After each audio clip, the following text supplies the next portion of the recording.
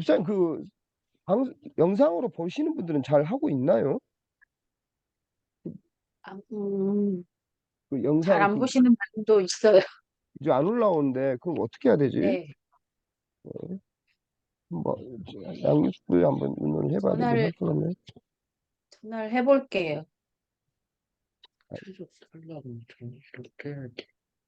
지금은 놔두고요, 집사님. 나중에 한번 그거는 어쨌든 이정현 집사님.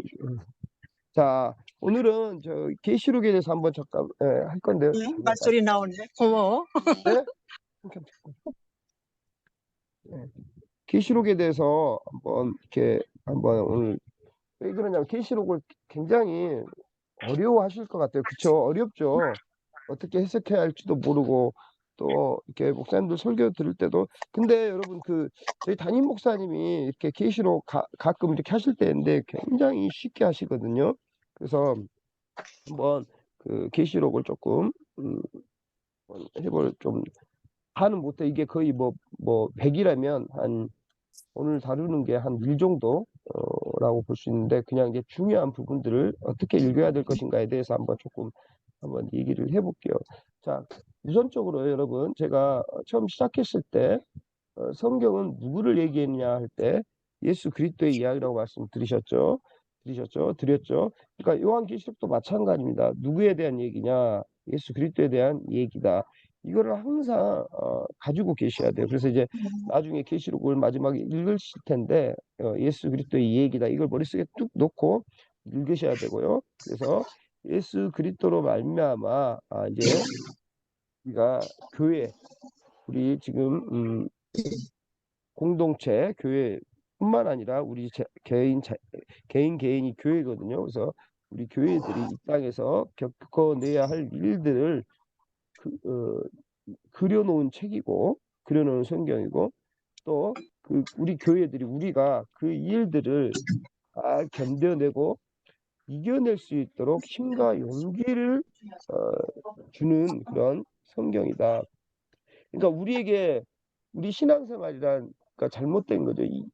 우리가 예수님을 믿으면 잘 될 것이다라고 일반적으로 또 생각할 수 있지만 힘과 용기를 준다라는 것은 어, 뭔가 우리 신앙생활이 예수님 믿었다 할 때 좋은 일만 있는 것이 아니라 어려운 일들도 생긴다라는 것을 문덕이 어르신 잘 들려요. 예. 마지막으로 이렇게라도 봐야겠어.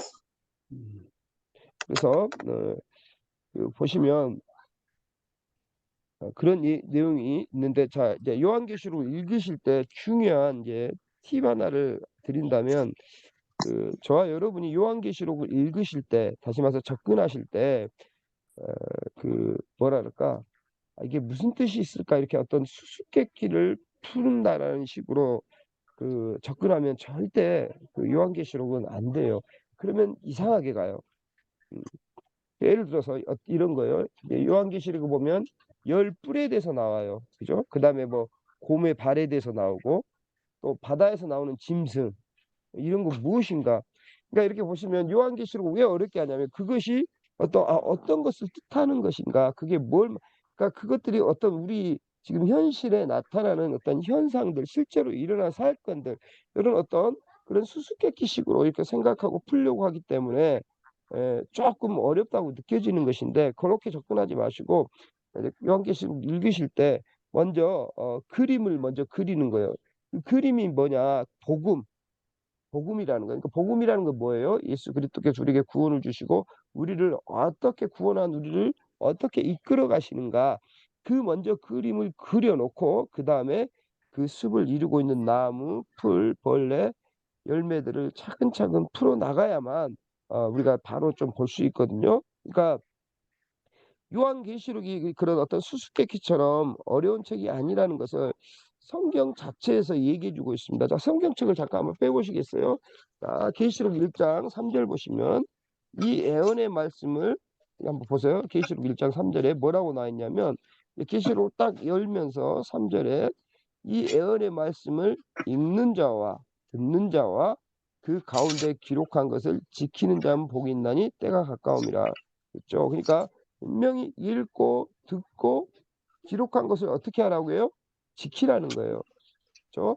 그러니까 계시록은 다른 어떤 성경책과 똑같은 교회와 하나님의 자녀들에게 주시는 우리가 충분히 이해할 수 있는 복음이라는 거. 그래서 이제 요한계시록을 이제 우리가 읽을 때 어떻게 이제 풀어야 되냐면, 사실 요한계시록의 내용 모든 것은 성경이, 다시 말해서 성경 자체에서 상당 부분 그 내용을 그냥 성경 자체에서, 요한계시록 자체에서 풀어주고 있어요. 그러니까 좀 이따 이제 제가 이제 하나하나 짚어가면서 할 텐데, 그러니까 요한계시록 자체에서도 그 답을, 이 요한계시록의 책에서도 그 답을 제시하고 있지만, 또 여러분 구약의 여러 곳에서도 요한계시록을 읽으면서 우리가 궁금한 점, 풀리지 않는 어떤 수수께끼 같은, 아까 말씀드렸지만 그런 답을 얼마든지 발견할 수가 있거든요. 그래서 요한계시록의 404 구절 중에, 404가지 구절 중에 거의 300구절 가까이가 구약의 내용이 바탕으로 해서 얘기한 거예요. 무슨 말인지 아시죠? 예수님께서 어떤 그 비유하시고 얘기하신 거 보시면 여러분, 우리는 이제 우리가 잘 모르고 그걸 안 집어져서 그런데, 예수님의 모든 부분은 다 구약의 내용을 인용하신 것이고요. 구약의 내용을 가지고 말씀하신 것이라는 것을 우리가 알아야 하듯이, 요한계시록도 마찬가지예요. 404개의 구절이 있는데 그중에 300구절 가까이가 구약의 내용을 바탕으로 이렇게 얘기하고 있다. 그래서 구약의 내용을 300구절 가까이 어떤 구약의 내용을 말하고 있는가를 알면, 아, 이런 뜻이구나, 이것을 말하는 것이나 등이 우리가 알 수 있다라는 거예요. 그러면 예로 몇 군데만 한번 제가 찾아드릴게요. 자, 계시록 7장으로 한번 가보세요. 7장 13절 14절 한번 보실래요? 계시록 7장 13절 14절. 여기 보시면 장로 중 하나가 응답하여 나에게 이르되, 이 흰옷 입은 자들이 누구며 또 어디서 왔느냐? 내가 말하기를, 내 주여 당신이 아시나이다 하니, 그가 나에게 이르되, 이는 큰 환난에서 나오는 자들인데 어린 양의 피에 그 옷을 씻어 입게 하였더라. 아까 제가 봤을 때 계시록은 계시록 자체에서 성경이 풀어준다고 말씀했잖아요. 그거를 말씀드리는 거예요. 자, 흰옷 입은 자들이 누구일까요? 자, 계시록 풀어. 요거 이제 우리가 질문이 나올 수 있어요. 흰옷 입은 자가 도대체 뭐냐? 성도들이요. 그쵸? 맞아요. 성도들이에요. 큰 환란에서 나오는 성도들이라고 성경이 직접 그 구절에서 바로 얘기해 주는 거예요. 그러니까 어렵지 않아요. 그러니까 흰옷 입은 사람이 도대체 뭐야? 어떻게 해야지 흰옷 입은 거가 아니라, 예수를 믿는 사람들을 흰옷 입은 자라고 바로 밑에서 말하고 있죠. 그죠? 예. 그러니까 큰 환란에서 나오는 성도도 여기 직접 얘기해 준다는. 자, 그다음에 계시록 12장 가보세요. 12장 12장 9절에 보면 큰 용이 나와요. 그죠? 큰 용이 나와. 자, 그러면 이 큰 용은 뭘까요? 사탄. 12장 9절을 읽어보세요. 마귀, 사탄. 그죠? 마귀라고 하는 사탄이라고. 그러니까 큰 용이 뭘까? 와, 큰 용이 막 어떤 뭐 이런 말 많이 하죠. 막 그 문자적으로 해석해서 어떤 국가가 뭐 큰 용이고 뭐 이런 뭐 적그리스도고 막 얘기하는데, 아니에요. 그냥 마귀가, 큰 용은 마귀 사탄을 뜻하는 거예요. 그러니까 이렇게 쉽게 가면 돼요. 그러니까 이렇게 성경 요한계시록 자체에서 바로바로 해답을 찾을 수 있는 그런 나라는 것입니다. 그래서 다시 한번 이렇게 말씀드리지만, 요한계시록 절대 미래에 있을 어떤 일로 혹은 과거에 일어난 어떤 사건으로 수수께끼처럼 풀려고 해서는 절대 안 되고, 그거를 여러분 궁금해하면 대부분의 이단들이 요한계시록을 가지고 그 이단의 어떤 교리를 만들어서 하거든요. 그러니까 굉장히 그런 부분에 이단으로 빠질 가능성이 너무나 농후해요. 그래서 요한계시록은 이제 표면상으로 소아시아의 7교회에 보낸 편지 형식을 띠고 있습니다. 그렇다고 그 편지가 당시 7교회에만 해당되는 내용이 아니라는 거 여러분 잘 아실 거예요. 성경은 그 7이라는 숫자를 사용해서 이 요한계시록의 수신자가 우리 모든 사람, 믿는 모든 사람자라는 것, 성경에서 7은 완전 숫자예요. 그러니까 그것을 암시하고 있는 것이에요. 그러니까 이렇게 풀어가 이제 말씀드리는 거. 그러면서 이제 읽으시면 돼요. 당시 고대사에 그들이 쓰는 숫자에 특정한 이렇게 개념을 부여했거든요. 특히 이제 1부터 10까지 숫자에 그런 특별한 개념을 부여했는데 이 7이라는 숫자는 우리가 잘 알다시피 전체, 충만, 완전, 안식을 나타날 때 이 7이라는 숫자를 사용해요. 그래서 그렇다는 거. 그래서 이제 여러분 그 계시록은 당시 이제 로마의 압제를 받고 있었던 이제 교회를 향해서 로마인들이 알아볼 수 없는 어떤 그들만의 상징과 구약의 언어로 이제 이렇게 표현을 한 거예요. 자, 그래서 보시면 지금은 이제 자세히 또 말하려면 하지만 계시록 4장과 5장에 보시면 24장로가 나와요. 계시록 4장, 5장 24장로가 나오고 또 7장에 14만 4천이 나와요. 그죠? 이 14만 4천은 어떤 이단이 14만 4천 가지고 이렇게 이단 교리를 내세우죠? 신천지예요. 신천지. 그리고 셀 수 없는 무리, 그리고 11장에 성전과 도시가 나오고요. 12장에 보시면 여인이 나오고요. 14장에 다시 또 14만 4천이 나와요. 그 다음에 또 15장에 가시면 이제 승리자들, 그리고 이제 19장에 어린 양의 신부. 그러니까 자, 24장로가 뭘까요? 14만 4천이 뭐냐? 그래서 신천지 같은 14만 4천이 채 그 14만 4천만 구원을 받을 수 있다라는 거예요. 내가 봤을 때는 신천지 지금 수십만 명이거든요. 근데 14만 4천을 특별한 숫자로 해서 그 14만 구원받는 숫자. 그러면 자 여쭤볼게요. 아까 말한 24장로라든가 7장에 14만 4천이라든가 또 셀 수 없는 무리 11장의 성전과 도시 12장의 어떤 여인 또 14만 4천 승리자들 어린 양의 신부 이게 전부 뭘 말하는 걸까요? 하나님의 자녀들 교회를 상징하는 표현들이에요. 이렇게 머릿속에 놓고 읽으시면 돼요. 그러니까 요한 계시록은 정말 성도들 다시 말해서 교회 가던 우리 성도들로 얘기하고 있다라는 것이에요.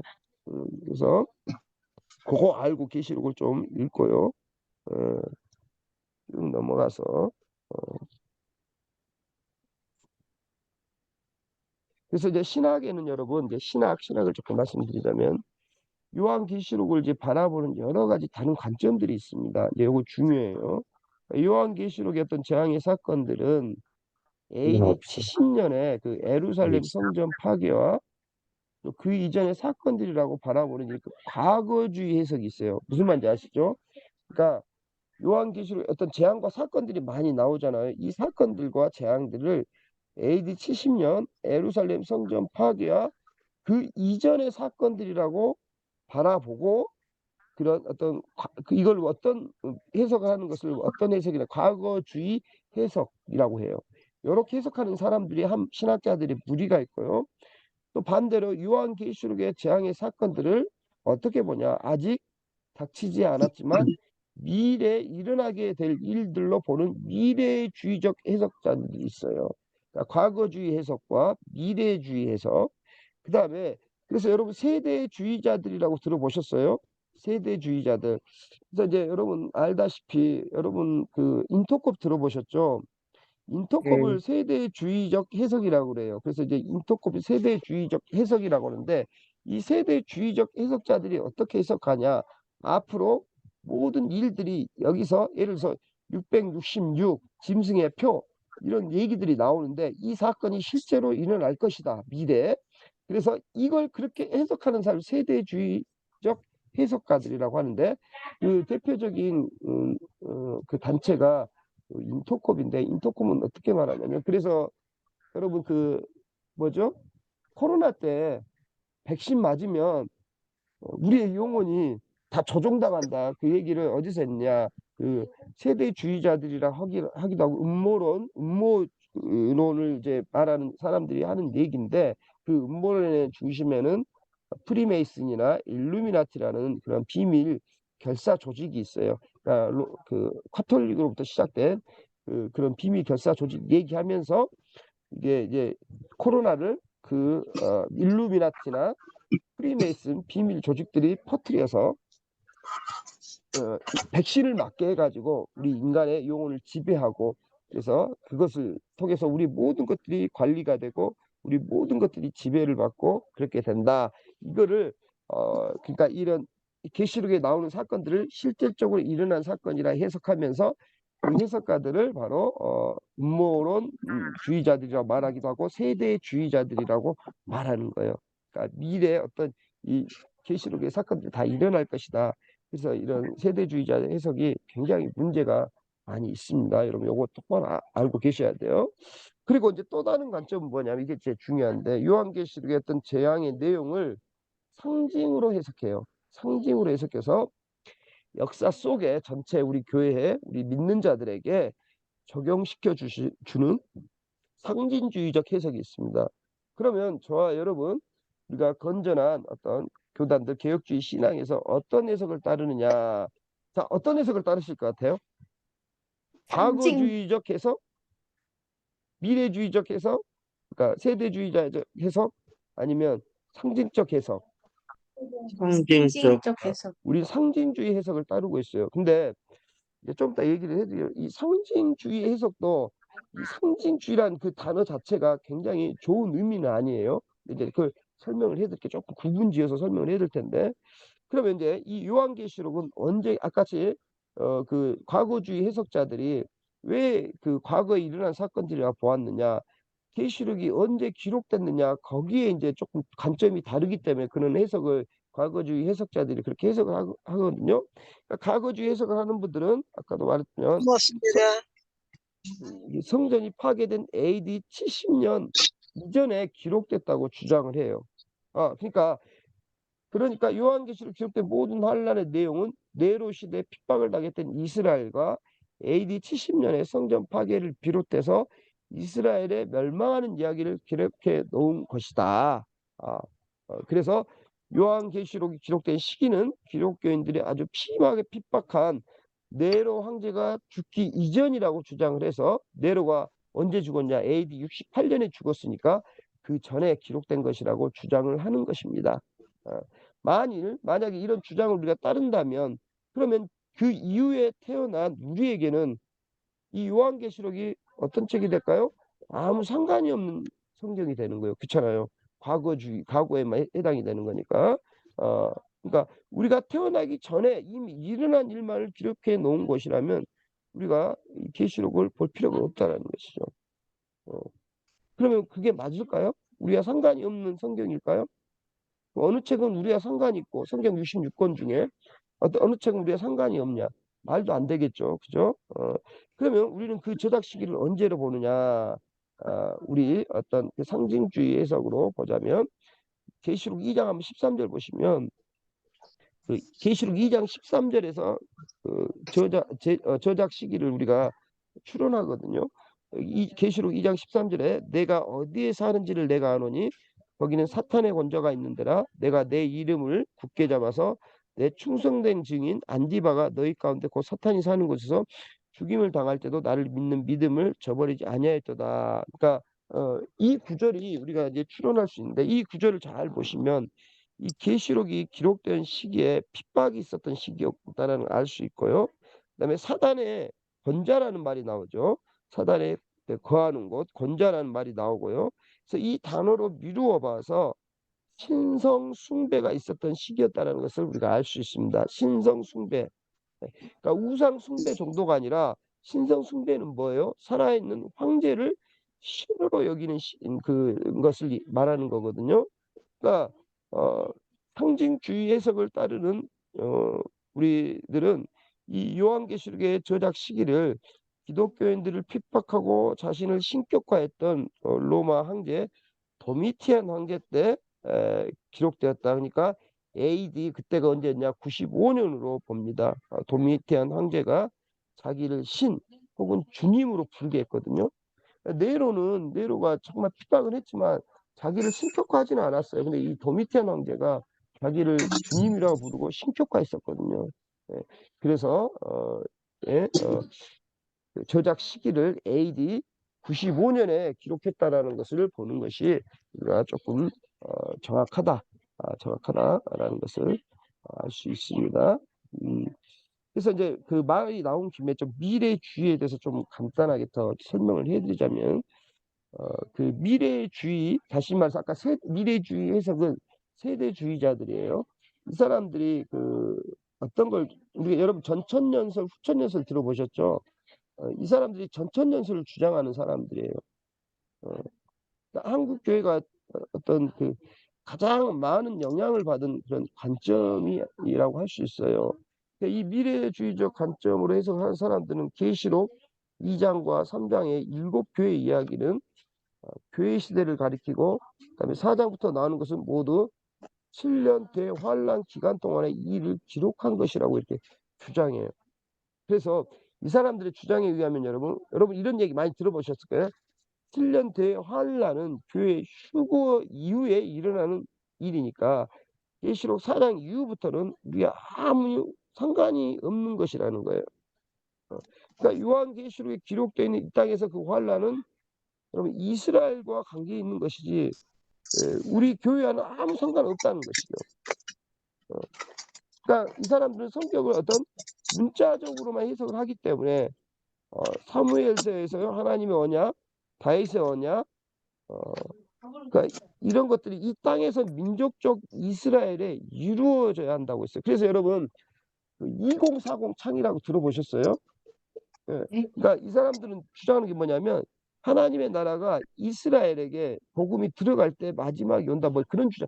2040이 뭐냐면 이제 인도 지나서 거기가 이제 이슬람이 이렇게 있잖아요. 그러니까 이제 복음이 돌아서 이렇게 이제 중국을 지나서 인도를 거쳐서 이제 예루살렘으로 가는데, 예루살렘으로 가면 이제 끝이 온다는 거예요. 그래서 그 2040 창 지역이라는 게 뭐냐면 거기 이제 인도를 지나면 다 그 이슬람 지역이에요. 이슬람으로 진을 쳤다, 복음이 못 들어가게, 이런 주장을 하는 거예요. 어떠세요, 여러분? 그럴듯하세요? 들어봤어요. 그럴듯해요. 그 책이 그 백투 더 예루살렘이라는 책, 여러분 혹시 한때 한 15년 전인가 10년 전인가 그 굉장히 유행했었거든요. 백투 예루살렘 해가지고 복음이 다시 예루살렘으로 들어간다. 그래서 네네, 들어본 것 같아요. 그 시계 이렇게 붙여놓고, 시계가 이제 이 시계침이 이제 10일을 딱 하면 이제 끝이 온다 뭐 해가지고 이제 그 대표적인 이제 그 세대주의를 대표되는 그 인터콥에서 이제 그런 그걸 딱 그려놓고 이거를 해요. 근데 그 시계는 계속 멈춰 있어. 왜 이상하게 해야 되는데 어쨌든 그런 주장을 한다는 거예요. 그래서 이게 다윗의 언약이 이 땅의 민족적 이스라엘에게 이루어져야 한다. 그래서 이스라엘과 어떤 우리는 뭐 같은 형제다, 이런 주장을 하는데, 여러분 유대교에 대해서 굉장히 이렇게 하는데, 여러분 유대교하고 우리 교회하고는 완전히 다른 종교예요. 우리 대표적인 게 제7일 안식교나 또 여호와의 증인이죠, 그죠? 그다음에 하나님의 교회, 이런 데가 그 토요일날 예배를 드려요. 토요일날. 이 사람들은 그 같은 종교가 아니라 완전히 예수 그리스도 완전히 인정하지 않는 사람들이에요. 유대교는 예수님을 완전히 인정하지 않아요. 여러분 이슬람도 하나님 믿어요. 근데 그 하나님께 가는 길이 다른 거예요. 그러니까 완전히 다른 거거든요. 그러니까 이런 세대주의에 대해서 여러분이 꼭 경계를 하셔야 돼요. 이게 한국교회에 한 10여 년 전만 해도 그런 어떤 세대주의 음모론을 해가지고 엄청 좀 어지러웠거든요. 그러니까 이 사람들은 4장 이후부터는 우리와 아무 상관이 없다라고 얘기하는 거예요. 근데 간단하게 그 세대주의자들, 미래주의적 해석을 하는 사람의 성경에서 그들의 오류가 무엇인가를 찾아볼 수 있는데, 계시록 6장 12절 한번 봐보세요. 계시록 6장 12절 가보시면, 내가 보니 여섯째 인을 떼실 때 큰 지진이 나며 해가 검은 털로 짠 상복같이 검어지고 다른 온통 피같이 되며 그랬어요. 이 천재지변이 일어납니다. 그죠? 이게 이제 어디서 성경에 이 장면이 나오냐면 마태복음 24장에 나와요. 24장 29절부터 31절까지 보시면 최후 심판 때 예수님의 재림 때를 예수님께서 이렇게 설명해 주면서 이 천재지변이 일어나거든요. 막 별들이 하늘에서 떨어지고 막 해가 어두워지고 하늘의 권능이 흔들리라, 마태복음 24장 29절 이하에 나오거든요. 그러니까 이미 6번째 인을 뗄 때 최후 심판이 일어나는 거예요. 근데 6번째 인 다음에 아직 7나팔과 7대접의 재앙이 남아있거든요. 그러면 또 최후 심판 다음에 또 뭔가가 있다는 말이 되잖아요. 그러니까 이렇게 시간순으로 연대기적으로 해석을 한다면 성경 안에서 굉장히 상충되는 부분이 많다라는 거예요. 무슨 말인지 이해가 가시죠? 자, 예를 들어서 요한계시록 8장 한번 봐보세요. 8장에 보시면 8장 12절에 보시면 넷째 천사가 나팔을 부니 해 3분의 1과 달 3분의 1과 별들의 3분의 1이 타격을 받아서 3분의 1이 어두워지니 낮 3분의 1은 비추임이 있고 밤도 그러하더라 그랬어요. 그러니까 이 사건은 제가 설명해 드릴게요. 네 번째 나팔 사건이거든요.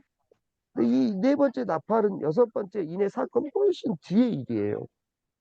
분명히 아까 6번째 인의 사건에 태양이 검어지고 달이 피빛으로 변했는데, 그런데 네 번째 나팔 사건에 태양과 달이 또 여전히 남아있어. 그러니까 말이 안 된다라는 거예요. 이렇게 해석하면 미래주의적 해석이. 예. 그다음에 이제 또 여러 가지 그 바벨론이 성경에 나오는데, 그 계시록에 많이 나오는데, 바벨론은 바벨론이라고 나오는 게 사단이라고 보시면 돼요. 사단을 상징하는 것인데, 그 바벨론도 이렇게 몇 번 나와요. 그러니까 만약에 그렇게 미래주의적 해석을 하면 한 번 나오고 안 나와야 되는데 계속 나온단 말이에요. 그러니까 이렇게 시간적인 순서로는 이렇게 도저히 요한계시록을 해석이 되지 않는다라는 거예요. 그러니까 이런 해석법도 좀 이거는 바른 해석법이 아니라는 것을 말씀드리고 있는 거예요. 그러면 우리가 지지하고, 여러분이 지지하는지 모르겠는데 저는 제가 지지하고 있는 상징주의 해석은, 여러분 상징주의 해석을 따라야 돼요. 들으셔야 돼요. 어떠한 것인지를 간단하게 설명해 드리자면, 조금 여러분 설교든지 뭐든지 서론 부분이 조금 지루할 수 있는데 한번 조금만 인내심을 가지고 잘 들어봐 주세요. 이게 굉장히 중요하니까요. 아까도 말씀드린 상징주의라는 단어 자체는 그렇게 좋은 단어가 아니에요. 왜냐하면 요한계시록 전체를 어떤 이 땅의 역사는 아무 상관없는 완전한 상징으로만 보는 사람들이 또 있기 때문에 제가 그런 말씀을 드리는 건데, 그러니까 왜 그러냐면 이 상징주의적 해석자들, 그러니까 상징주의 해석이라 해서 여러분 다 건전한 게 아니고, 이게 또 상징주의 해석인데 너무 잘못 나간 사람들이 있어요. 잘 들어보세요. 이 잘못 나간 상징주의 해석자들 뭐냐, 에덴 동상도 하나의 상징일 뿐이라고 주장을 하는 거예요. 그래서 어떤 상징적인 모사들을 통해서 우리가 받을 교훈만 받으면 된다, 이렇게 또 주장을 해요. 그러니까 이게 이제 상징주의에서 더 나가는 걸 뭐라고, 자유주의 신학이라고 하는 거예요. 너무 잘못 나가는 거죠. 근데 우리는 그렇게 나가는 게 아니에요. 그러니까 그런 상징주의를 이야기하는 게 아니니까, 어떤 사람이 우리는 상징주의 해석을 따른다 할 때 누가 뭐라고 하면 분명히 그걸 얘기해 주세요. 우린 그런 상징주의 해석을 따르는 사람이 아니다 라고 얘기해 주시면 돼요. 그래서 우리가 이제 요한계시록을 상징적으로 본다라는 것은 왜 그렇게 봐야 되냐, 바다에서 용이 나온다든지 그 용이 10뿔이 달려 있다든지 하는 것은 상징이지만, 그것이 의미하는 사건이 단순히 어떤 이례적인 사건이나 한 인물을 지칭하는 것이 아니라, 교회 시대, 지금 우리가 교회 시대, 은혜 시대라고 하기도, 성령 시대라기도 해요. 이 교회 시대 전체에 실제로 역사적으로 일어나는 일이고, 우리 교회 전체에 영향을 미치는 존재를 상징적으로 표현하는 것이라는 의미에서 상징주의라고 하는 것이에요. 이해 가십니까? 예를 들어서 계시록에 여러분 아마겟돈 전쟁이 나와요. 곡과 마곡의 전쟁, 어떤 상징적인 단어들로 표현이 되어 있지만 있지도 않을 사건을 설화로 꾸며서 교훈을 주려고 하는 것이 아니라는 것이에요. 이해 가시죠? 그러니까 그 전쟁은, 아마겟돈 전쟁이라는 것은, 그 전쟁은 교회 시대, 우리가 예수님을 믿는 교회, 우리가 교회가 된 우리가 이 땅에서 신앙생활하고 예수님 믿어가는 내내 우리의 삶 속에서 겪어내야 할 전체 어떤 전쟁을 종합해서 표현을 해 놓은 것이라고 해석을 해야 다른 해석이라는 것입니다. 그러니까 어떤 사람은 지금 미국하고 중국하고 붙으려고 하잖아요. 그래서 이제 군사학자들 이렇게 들은 2025년에 미국과 미국이 지금 전쟁을 할 확률이 높다, 여러 가지 시기로 봐서 그렇게 많은 주장들 하고 실제로 일어날 수도 있어요. 근데 근데 요한계시록에 나온 아마겟돈 전쟁이 어떤 그런 미래에 있을 중국과 뭐 아시아가 뭐 합하고 또 뭐 미국과 또 뭐 이스라엘이 뭐 전쟁하는 그런 특정한 사건을 지칭하는 것이라고 보면 안 된다라는 것이에요. 그러면 잘못 나간다는 거예요. 음. 그러니까 어떻게 봐야 되냐? 초대 교회 시대부터 예수께서 재림하실 때까지 교회가 저와 여러분이 교회 한 사람 한 사람이 또 저와 여러분이 모인 교회 공동체라고 하고 다 교회라고 하는 것입니다. 그러니까 그거를 제가 교회라고 말할 때는 예수님을 믿는 저 성도 한 분 한 분을 말하는 것이고 우리 전체 교회를 말하는 것이다를 머릿속에 놓으시면 돼요. 그래서 재림하실 때까지 교회가 마귀의 공격을 대적하여 싸우는 전체의 전쟁을 다 종합해서 아마겟돈이다, 곡과 마곡의 전쟁이다 이렇게 표현을 한 것이라는 것이죠. 그러면 앞으로 아마겟돈 전쟁은 없는 것이냐? 아니죠. 성경이 이야기하는 대로 점점 더 어떻게 할까요? 심한 공격과 고통이 우리에게 닥칠 것이라는 것이에요. 그리고 최후에 엄청난 마귀의 발악이 있겠지요. 그래서 그 모든 것을 다 종합해서 한 전쟁을 표현을 한 것이에요. 자, 그러면 제가 이제 이게 한 15년 전부터 한번 이런 얘기를 했었는데 이 마귀의 엄청난 더 갈수록 엄청난 마귀의 발악이 어떤 식으로 올 것이라고 여러분 예상할까요? 저는 벌써 제 세대에 그걸 경험해요. 아, 마귀가 정말 머리가 좋구나. 어. 자, 여러분, 기독교 역사를, 교회사를 보면, 중세 교회사나 초대 교회사를 보면, 예수를 믿는 사람들을 죽이고 핍박하고 겁주고 할 때 더욱더 그 예수 그리스도의 복음이 흥황하게 됐어요. 이해가시죠? 여러분, 중세 교회사를 보시면 제가 한번 말씀드렸던 것 같은데 수천만 명, 1억 이상 명이 그렇게 순교하고 죽었는데 특별히 세례 때문에 세례와 침례 문제 때문에 거의 7천만 명이 그 로마 카톨릭에 잡혀 죽었었고요, 순교했었고요. 그러니까 그 숫자 세례를 받지 않는다고 해서 침례를 그때 당시 침례를 받았거든요. 그 문제로 그렇게 많은 사람들이 죽어갔고 엄청나게 많은 사람들이 그 순교를 했었어요. 근데 여러분 어떻게 했습니까?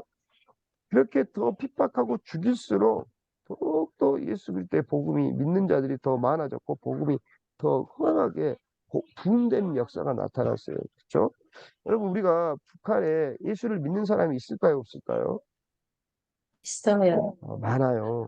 근데 여러분 우리는 그 사람들 불쌍하다 못 먹고 참 죽어가고 불쌍하다고 기도하는데 제가 원래 선교지를 단둥으로 가려고 했고 거기 북한 사역을 하시는 분이 있는데 제가 거기로 가려다가 이제 티베트 지역으로 가게 되었는데 우리는 북한을 위해서 그 사람들이 불쌍하고 못 먹고 참 어렵게 죽을 위기에 처하는데 북한 사람들은 하나님 우리를 위기에서 구해 주십시오 그렇게 기도하는 게 아니라 제가 참 그것 때문에 그거 가지고 참 많이 눈물 났던 한국 교회를 위해서 기도한답니다. 그래요.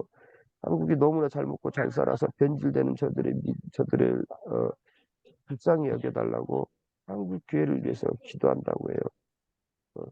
그러니까 여러분 마귀가 이제 우리를 잡아 죽이면 오히려 복음은 부흥했어요.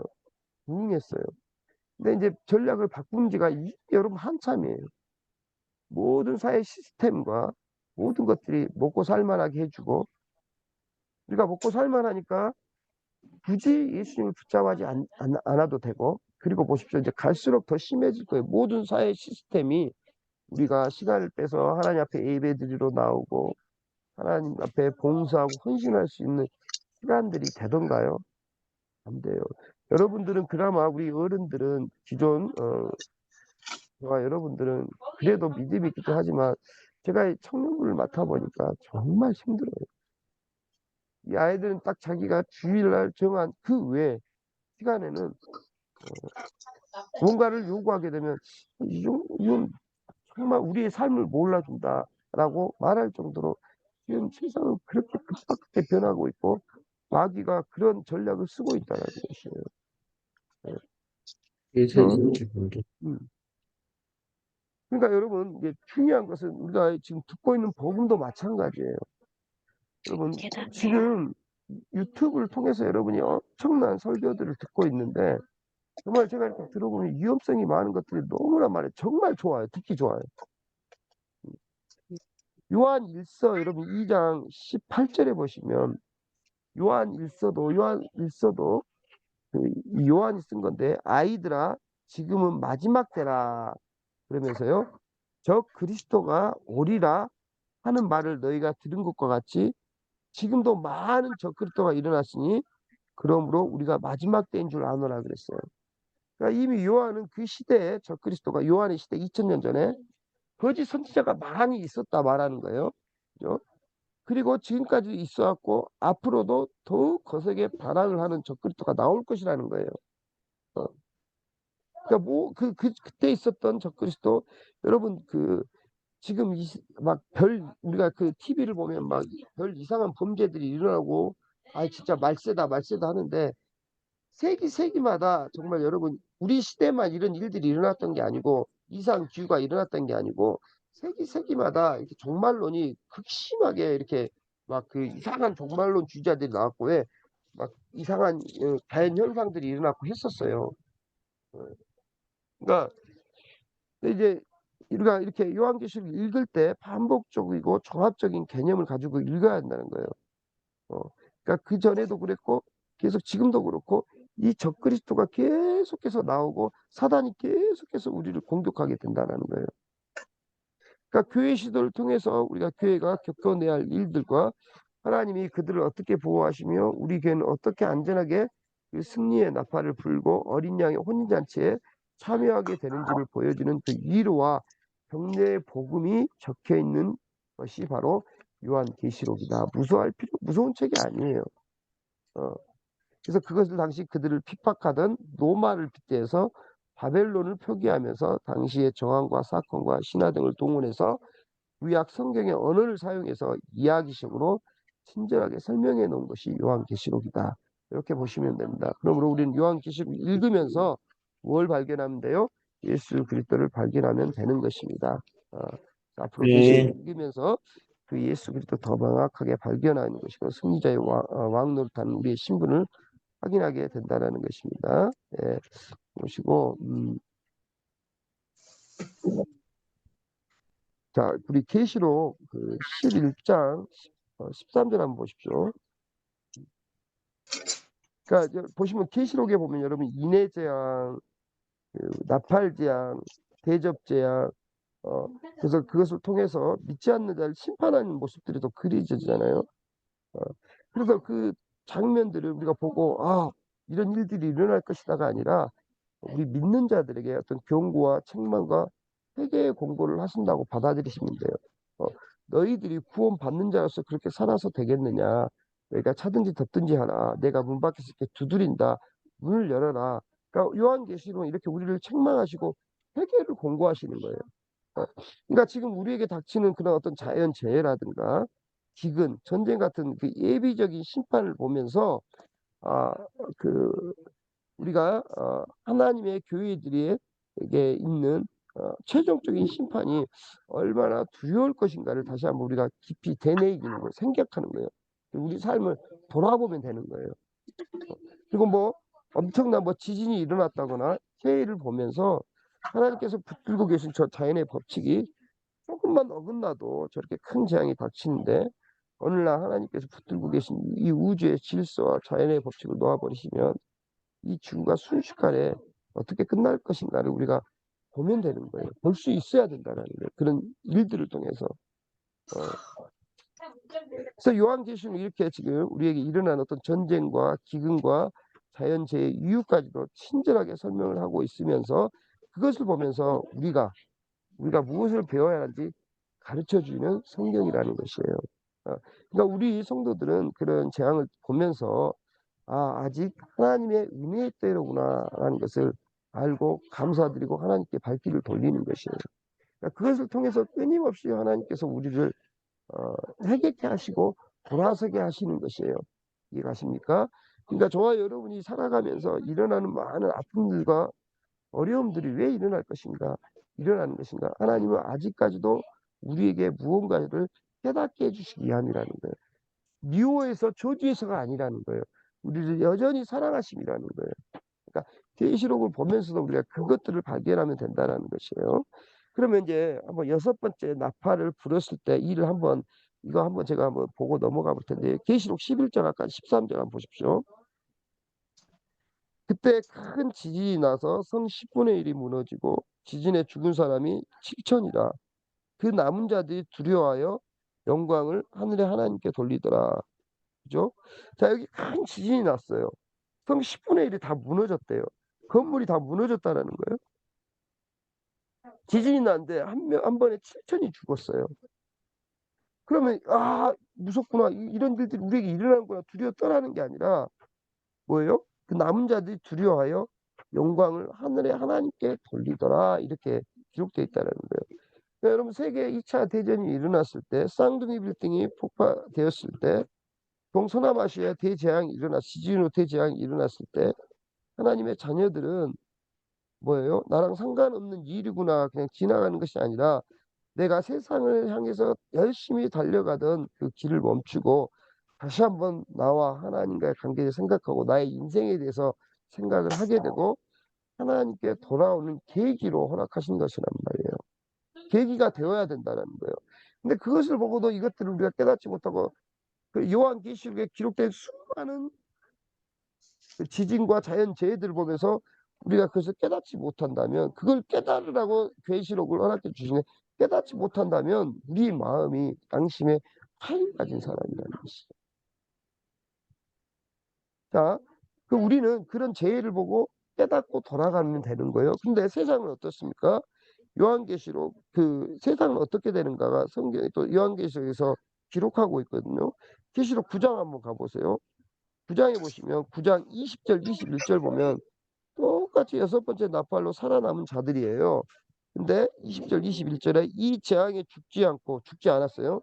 남은 사람들은 손으로 행한 일을 회개하지 아니하고 회개하지 않는 사람이 있어요.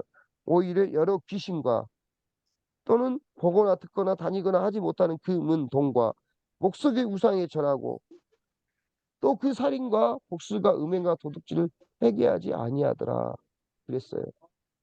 그러니까 자연재해와 이런 재해들을 보면서 다시 말해서 그 자연재해와 어떤 세상에 내리는 그런 일들이 이상한 그 현상들이 계시록에도 기록되어 있는데 그것을 보고 어떤 사람들은 하나님께 돌아와 하나님의 영광을 돌렸는데 어떤 사람들은 그거를 보고도 어떻게 해요? 회개하지 않고 귀신과 어울리고 귀신과 함께하고 금은 동을 쫓고 우상에 절하고 회개하지 않았다는 거예요. 그러니까 이 말은 다시 무슨 말이냐면 제가 계시록을 왜 기록했는데 계시록을 볼 때 우리의 모습들을 돌아보고 하나님께서 돌이키고 회개하라고 주셨다라는 거예요. 무슨 말 이해 가시죠? 그래서 요한계시록 이렇게 교회 시대를 통해 이 땅에 쏟아 부으시는 재앙은 하나님의 자녀들에게 책망과 회개 공고요 믿지 않는 자들에게 예비적 심판을 하고 계신다라는 거. 요한계시록이 그렇다라는 거예요. 그리고 요한계시록은 사단이 어떻게 세상을 미혹하고 있는지에 대해서 자세하게 설명을 해줘요. 자, 13장 한번 가보세요. 계시록 13장 1절부터 3절 한번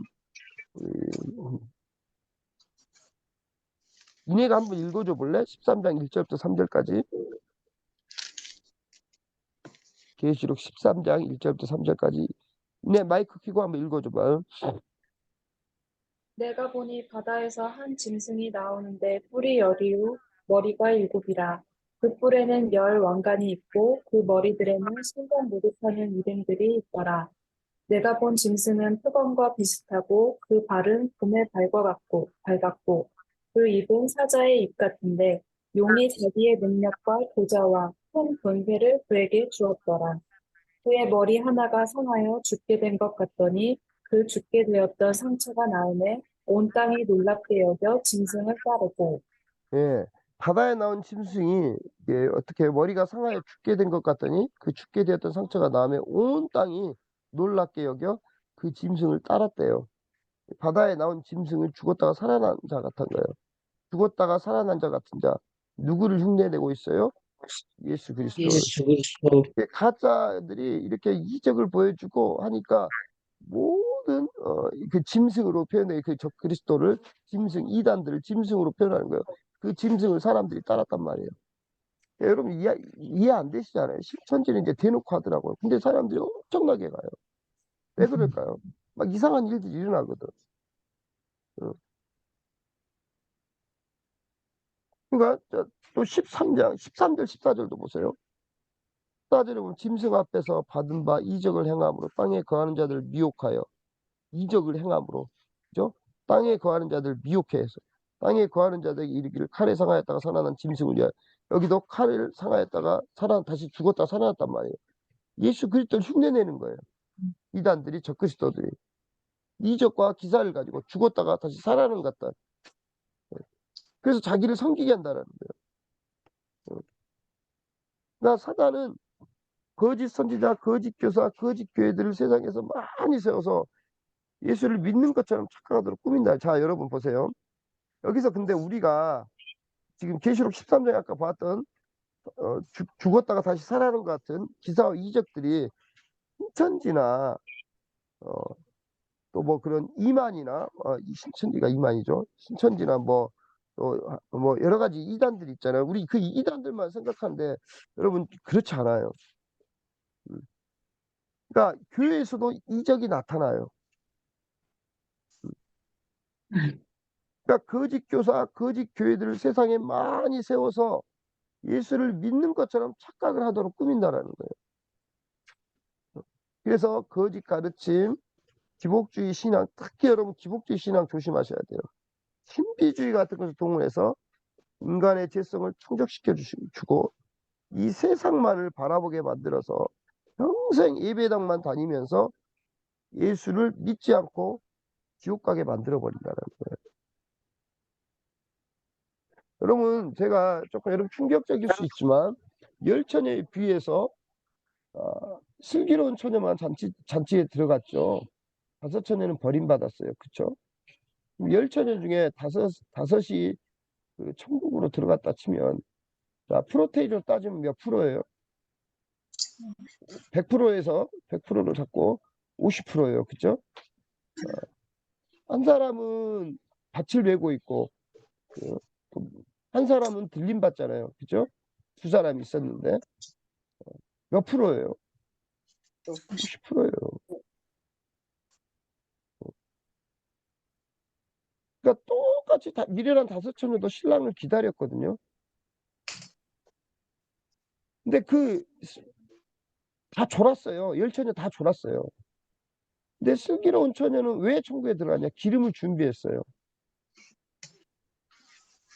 미련한 5처녀는 기름을 준비하지 못했단 말이에요. 다 똑같이 신랑을 기다렸고 슬기로운 5처녀도 졸면서 기다렸는데 중요한 것은 기름이 있느냐 없느냐라는 거예요. 우리에게 바른 복음이 있어야 돼요. 하나님의 말씀을 듣는 깨달음이 있어야 돼요. 돌이킴이 있어야 돼요. 그러니까 여러분 때로는 우리에게 위로의 말씀도 필요하지만 우리가 성경 말씀을 요한계시록이 말하는 것 또 성경 말씀 볼 때 먼저 이 성경이 나의 거울이 되어서 내 자신을 먼저 돌아볼 수 있어야 돼요. 여러분 어떤 사람 천주교가 우리랑 뭐 사촌이 아니에요. 그 예수를 안 믿는다고 했잖아요. 근데 제가 늘 말씀드리는 게 천주교를 다녀도 예수를 바르게 믿으면 예수 외에 구원이 없다고 예수님을 믿고 나의 유일한 구원자로 믿으면 그 개인에게는 구원이 있을 수 있어요. 그러면 자, 교회를 아무리 오래 다녀도 주일날 안 빠지고 예배를 드리고 11조를 다 했는데 11조를 내서 우리가 구원받나요? 주일 성수를 해서 구원받나요? 아니에요. 오직 우리는 예수를 믿음으로 말미암아 구원받는 거예요. 아멘. 그러니까 왜 11조를 내가 하니까 주일 성수를 똑바로 하고 있으니까 내가 교사로 헌신하고 있으니까 내가 뭘 열심히 하니까 나는 괜찮겠지. 그러니까 자기에 대한 어떤 거울, 돌아봄이 없는 거예요.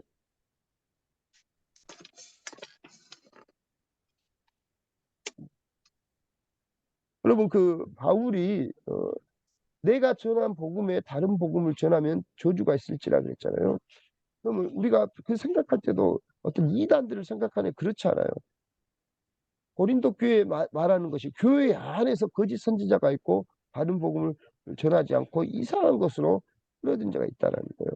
여러분 그래서 유튜브를 많이 보시는데 좀 조심해야 돼요. 감동을 주고 막 눈물이 나고 물론 필요하지만 우리에게 바른 신앙은 뭐냐? 정말 또 찔림이 있어야 돼요. 음.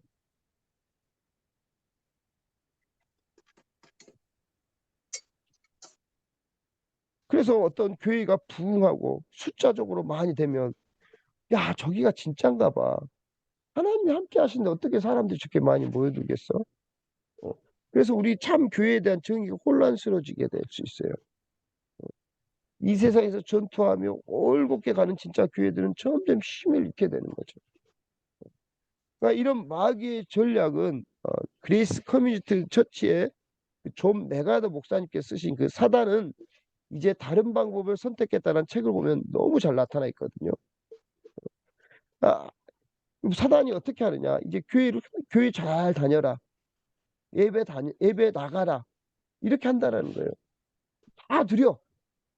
예수의 보혈에 대해서 듣지 마. 회개에 대해서 듣지 마. 어,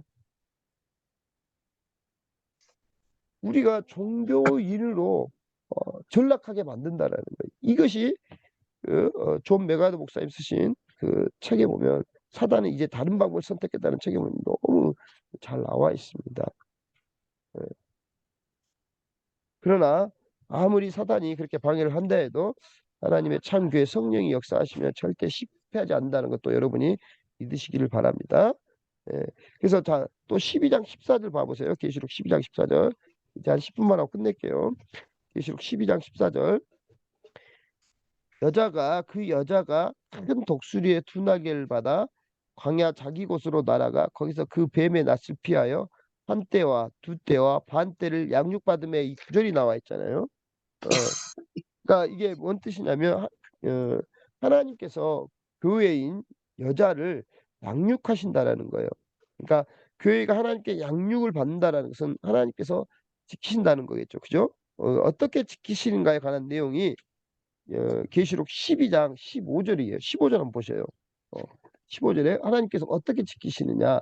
그렇게 사단이 전략을 쓰지만 어떻게 지키냐. 여자의 뒤에서 뱀이 그 입으로 물을 강같이 토하여 여자를 물에 떠내려가게 하려 하되 그러니까 성경에서 물하면 뭘 상징해요?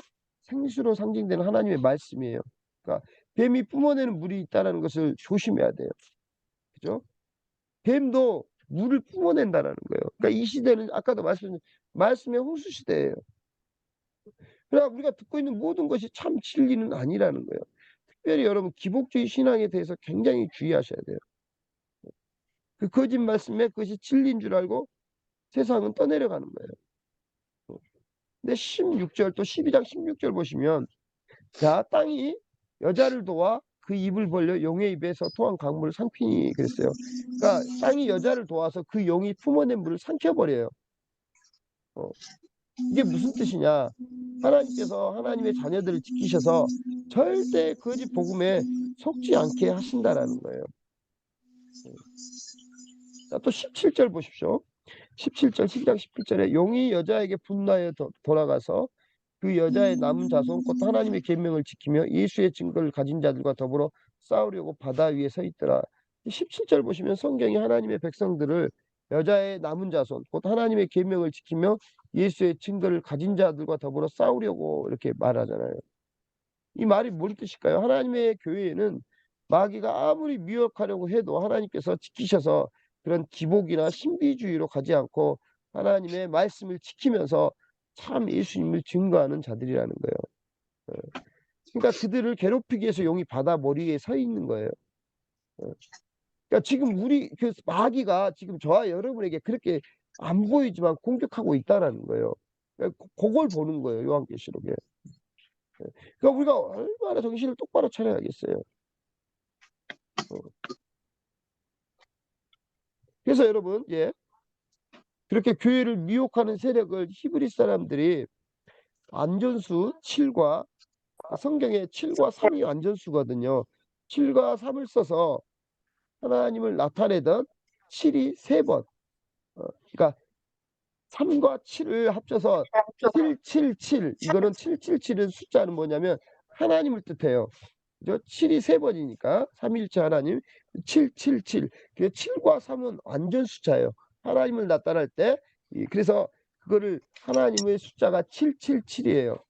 그래서 777과 비교해서 비슷하게 흉내 내기는 하는데 하나님 그 가짜 하나님인 척하는 것을 숫자로 뭐라고 해요?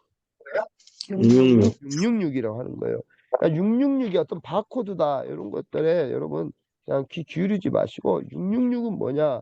666은 그런 어떤 우리 안에 하나님 아닌 다른 것들을 찾는 그런 어떤 자들의 모습이라는 것이에요. 그러니까 우리 안에 우리의 영혼이 666 우상을 숭배하고 우리에게 우상이 뭘까요? 하나님을 믿으면서도 나에게 뭔가를 좀 잘 되게 해주신 하나님, 이 땅에 잘 먹고 잘 살게 해주신 하나님. 이게 기복주의 신앙이에요. 그러니까 하나님은 우리에게 응답을 해요. 근데 늘 그런 내용들 이렇게 하시면 하나님 주실 거 축복해 주실 축복 이렇게 하면 뭐 하나님이 축복해 주실 것이다. 그래서 뭐 옛날에 한때 뭐 유대인의 학습법 해가지고 뭐 다니엘 학습법 뭐 이런 거 해가지고 엄청나게 많은 사람들이 그런 것들을 하고 했었거든요. 그러니까 그런 것들을 다 주의하시라는 거예요. 그래서 이제 너무 시간이 많이 가서 여러분들 지쳐가지고 안 되겠어요. 그, 그 여기 보시면 그 10페이지에 제가 오늘 나눠드린 그 강의 그 교재에 보시면 이제 요한계시록의 문학적 장르를 살펴보겠습니다. 내용이 있어요. 이것도 굉장히 중요하니까 뭐 문학적 그 10페이지부터 꼭 한번 읽어보세요. 앞에는 제가 대충 설명을 해드렸으니까 문학적 장르에 대해서 어, 어, 어. 이거 하면 너무 시간이 가니까 한번 읽어보세요. 이거 제가 읽은 그대로를 제가 한 거니까 한번 읽어보시고 읽어보실 거죠? 네. 안 읽어보실 거면 제가 다시 설명해드리고 읽어보시고 그 문학적 장르에 대해서 할 때 그거 이제 읽어보시면 대충 읽어보시면 요한계시를 어떻게 봐야 되겠구나 하는 것들이 이렇게 보여지게 될 것이에요. 혹시 질문 있으세요? 목사님, 예, 저요, 예, 13장, 예. 요한계시록 13장, 16절, 17절, 이거 얘기 좀 해주세요. 이거 아까 설명해드리지 않았나요? 아니, 660인데요. 예. 이거, 오른손에 이마에 표를 받게 하고 막 이런 거. 그러니까 설명해드렸잖아요. 그러니까 그게 666을 예. 그러니까 이제 그게 세대주의자들이 실제적으로 일어나는 사건을 라고 얘기를 그런 걸 해요. 주는 건 아니고, 왜? 그러니까 이 666이라는 이거를 음, 우리 안에 어떤 모습을 찾는 그런 거라고 그러셨잖아요. 그러니까 666이 뭐냐면 자 네로가 히브리인들은 사람의 이름을 가지고 이렇게 숫자로 이렇게 해요. 근데 네로가 666이었어요. 몇 명이 있었어요, 역사적으로. 근데 이제 666이란 뭐냐면 우리 안에 그 예수 그리스도가 그러니까 예수를 믿으면서도 이미 그 인천 666 이게 바코드를 받고 인을 쳤다고 하잖아요. 그러니까 이 666이란 하나님이 아닌 어떤 다른 것들을 말하는 거예요. 그러니까 가짜들, 거짓들, 적그리스도라고 할 수도 있고, 만약에 다른 거를 하나님보다 먼저 다른 거를 더 좋아하고 하면 그게 될 수 있다는 거예요. 그렇죠, 그렇죠. 우리한테는 그러니까 두 가지로 볼 수 있죠. 우리 안에 그게 있단 말이에요. 근데 자 보세요. 이스라엘 제가 늘 설명해 드리잖아요. 구약의 역사에서도 늘 그 666 하나님 아니 다른 걸 갖고 있었어요. 같이 777, 666 하나님과 다른 신. 사실 여러분 그러니까 제가 이제 계시록을 보면서 이걸 깨달아야 되는 게 이 계시록을 보면서 어떤 세대주의적, 과거주의적 해석이 아니라 이걸 보면서 내 자신을 상식적 해석으로 내 자신을 봐야 돼요. 내가 하나님 아닌 내 마음에 더 살아가는 것이 있어요, 없어요? 뭐 더 사랑하지는 않는다 해도 같이 사랑하는 게 있을 거란 말이에요. 음. 음. 그러니까 항상 우리는 양다리 같죠. 그러니까 그걸 뭐든지 타든지 뜨겁든지 하라고 하잖아요. 계시록에. 그죠? 어. 미지근한 거예요라고 표현을 하는 거예요. 타지도 않고 덥지도 않는 상태라고 하는 거예요. 그러면 양다리 같죠. 목사님 그러면 예. 지금 18절을 설명하는 게 16절, 17절이라는 거예요? 13장? 예예. 18절. 18절을 설명하기 위한 게 예. 16, 17절이라는 거예요. 16절, 17절? 설명하는 게 아니고 그냥 네. 그대로 다 그가 모든 자, 곧 작은 자나 큰 자나 부자나 가난한 자나 자유인이나 종들에게 그 오른손에 이마에 표를 받게 하고 누구든지 이 표를 가진 자에는 매매를 못하게 하니 이 표는 곧 짐승의 이름이라. 자, 아까 말씀드렸지만 요게 사실 이게 실제적으로 있었던 일들이에요. 실제적으로 그 어떤 화폐들을 갖고 매매를 못하게 하고 했던 일들이 로마 시대에도 있었어요. 그러니까 그걸 가지고 얘기를 하는 거예요. 그러니까 짐승의 이름이나 그 이름의 수라, 그러니까 이것들을 우리가 어떻게 해석하느냐 설명하는 게 아니라 그것들을 얘기하는 것인데, 요걸 보면서 그 총명한 자는 그 짐승의 수를 세어보라. 그것은 사람의 수니 그의 수는 666이니라 그랬어요. 그러니까 자, 이렇게 이마에 표를 받게 하고 이렇게 하는 사람들이, 하는 자들이 누구겠냐라는 것이죠. 짐승. 그렇죠. 그 예수. 총명한 자는 그 짐승의 수를 세워보라는 거예요. 그게 짐승이라는 거예요. 근데 이제 그 짐승이 어느 모습으로 오느냐, 제가 말씀드렸잖아요. 예전에는 2000년 전에 예수 때는 막 죽이고 막 이렇게 핍박하고 했는데, 그 짐승이 지금은 그 아까 제가 존 메가드 목사님과 그 목사님의 책을 보면서 지금 다르게 오고 있다라는 거예요. 그러니까 이거는 이거예요. 이렇게 말할 수 없는 게 각자가 그게 다를 수가 있어요. 그 대상이. 미혹하는 거네요. 각자마다 내가 다르게 미혹하는 주님보다 더 사랑하는 거라고 표현할 수도 있고, 그죠? 네네네. 그러니까, 이거 읽으면서 맨날 무서웠거든요. 그러니까, 그죠? 예. 그래서 이제 세대주의적 해석자들이 그게, 이거 뭐죠? 그거, 제가 말씀드린 백신 맞으면서 막 부작용 나면서 막 그랬었어요. 그리고 저도 그 프리메이슨, 그러니까 일루미나티 세대주의자들이 그거 하거든요. 음모론. 뭐, 그래서 굉장히 저도 공부를 많이 했어요. 그래서 굉장히 파고들면 재밌어요. 와, 그럴듯하고. 어, 그래서 제가 정신 차리고 이렇게 이제 예, 했는데 어쨌든 그런 거라는 것이죠. 알겠습니다. 그래서 그 이제 한 15년 전인가 거의 20년 전에 한번 삼성이 그때 반도체나 삼성전자가 굉장히 맞아요. 이렇게 했을 때인데, 한번 그 누구죠? 그 이건희 회장이 삼성의 차세대 그거는 바이오, 그러니까 의료 쪽에 모든 걸 쏟아 부을 것이다. 엄청난 투자를 할 것이다 해가지고 이 세대주의자들이 봐라. 그것이 바로 삼성이 왜 그렇게 하느냐. 바코드를 삼성이 만들 것이다. 바코드를 찍어서 모든 인간을 조종하고 이렇게 할 수 있고 영혼을 사로잡을 수 있는 그런 일들이 일어날 것이다. 처음 들어보시죠? 그런 얘기. 들어보신 아니요, 적이 들었었어요. 들어보셨죠? 그러니까 네. 그런 일들이 다 그런 거란 말이에요. 그게 어디서 나오냐? 세대주의자들, 미래주의적 해석자들이 그 계시록을 해석하면서 그런 얘기들이 나왔던 거거든요. 그러니까, 그러니까 최근에 12시랑 2박 3일. 인터넷 같은 거 여러분 막 뭐 전도자하고 이렇게 전도사 이렇게 해서 다 그런 건 아닌데, 뭐 전도자와 뭐 누구누구 전도사 하면서 막 이렇게 말씀 막 하고, 뭐 요즘 뭐 자기 그 PR 시대니까 쇼츠 영상 만들어가지고 PR 하는 거, 그런 것들 보면 굉장히 좀 막 뭐라 할까요? 좀 아우 좀 더럽다 할까나, 표현을 좀 복음이 아닌 거 가지고 이렇게 흘리는 것들이 너무 많이 있어요. 어, 그것도 좀 주의하시고, 담임 목사님 그러시잖아요. 우리 성도들의 어떤 사정과 그런 것들을 잘 알기 때문에, 가장 잘 알기 때문에 가장 필요한 말씀들을 줄 수 있다라는 것 때문에 한 것잖아요. 좀 또 질문 있으세요? 이제 오늘 하면 이제 마지막 남았네요. 마지막은 제가 마지막 강의를 한번 또 좀 재미있고 좀 은혜스러운 것으로 한번 준비해서 여러분에게 한번 또 마지막은 특강으로 해서 마지막 끝내도록 하겠습니다. 지금 이제 어디 읽고 계셔요? 오늘까지? 데살로니가 전서, 어, 후서. 그래서 그 다음에 이제 오늘부터는 또 이제 그 다음 넘어가시는 거고, 그죠? 예, 수고들 많은. 다 읽고 계세요? 놓친 거 없으세요? 아, 외웠겠어요, 그죠? 네, 그래요. 수고들 많으십니다. 이제 그 이게 다 읽어놓으시면 이렇게 뭐가 생각도 안 나는 것 같고 하는데요. 이게 이렇게 신앙은 목사님 늘 우리 담임 목사님 그러잖아요. 그 뭐죠? 대박은 없다.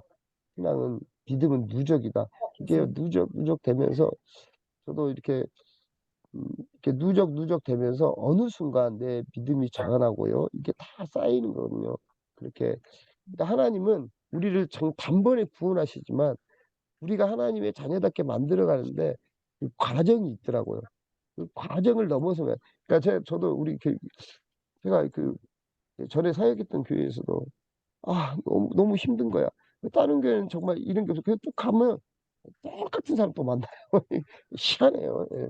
하나님은 그 하나님이 그렇게 허락하시는 것 같아요. 모든 어려운 것은 물론 우리가 이제 뭐 전혀 뭐 쓸데없는 복음 정말 아닌 것들은 그 우리의 용을 위해서 나오는 게 맞겠지만 어떤 우리 인간 관계 그런 것들이 좀 그런 부분이 있는 것 같아요. 그래서 여러분 끝까지 이제 90일 만에 일독하시네요. 그죠? 예, 하셨는데 수고들 하셨고 다음 주 이제 마지막 시간 잘 끝내도록 하겠습니다. 잠깐 기도하겠습니다.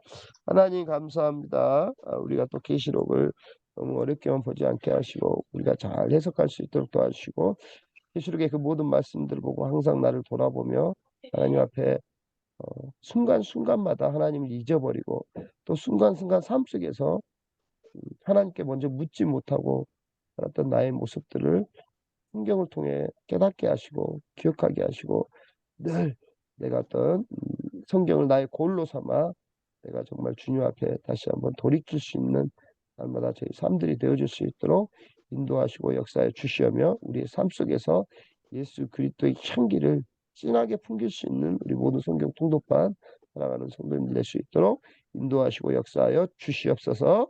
예수님의 이름으로 기도드렸습니다. 아멘. 네. 여러분 오늘도 아멘. 수고하셨고요. 다음 주에 수고하셨습니다. 마저 뵙겠습니다. 수고하셨습니다.